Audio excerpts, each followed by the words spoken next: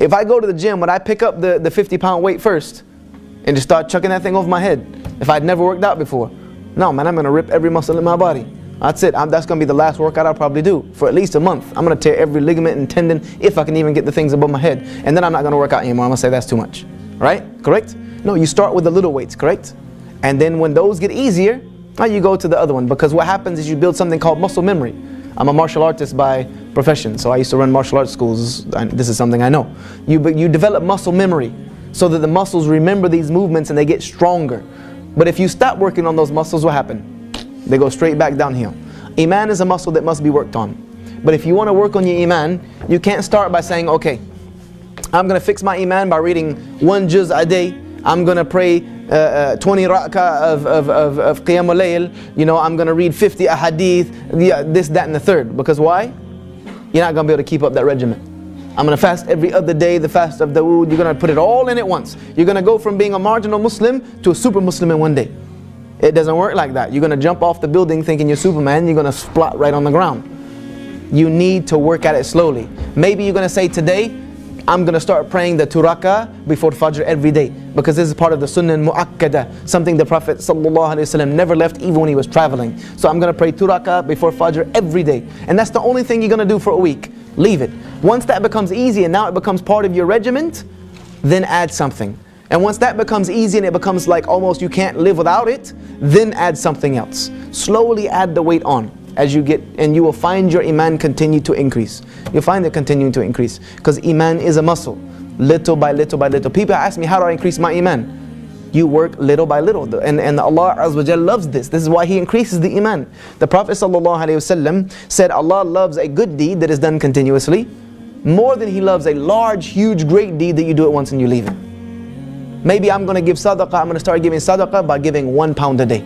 That's it. I'm going to give 1 pound a day or 1 pound a week, and I'm going to put that in a jar and I'm going to save it to the end of the month, and I'm going to donate that for a good cause. That's it. After that, you will find yourself disgusted with that 1 pound. You'll think that's nowhere near enough, and you'll start putting 2, and then you'll put 3, and then you'll start realizing the more you put, the more you get, and the more you can give. It starts becoming a process that you can't win. You can't win. It's like if someone, let's say you had 2 hands, and you took a dinar, you took a pound out of a jar and gave it to someone, and someone put 2 in your hand.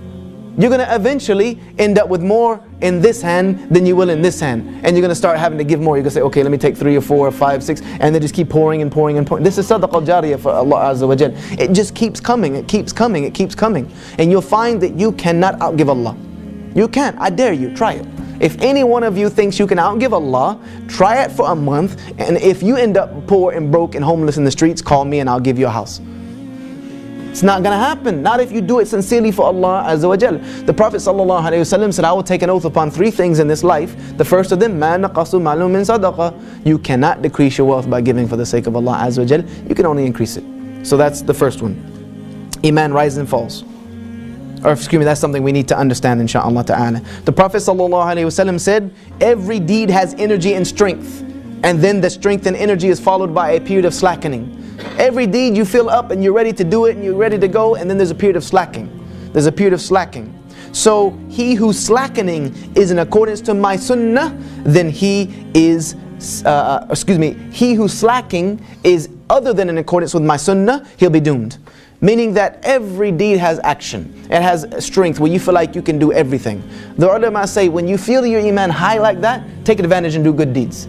Then when you feel the Eman slow down, stick yourself to the fara'id, the regulations. Because then you will find the energy come again to you.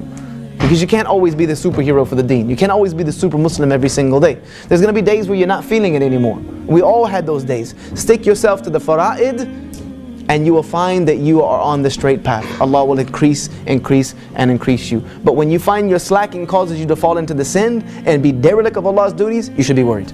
You should be worried, because you're going to fall into doom. Because you never know, that slacking might be something that Allah caused you to die in.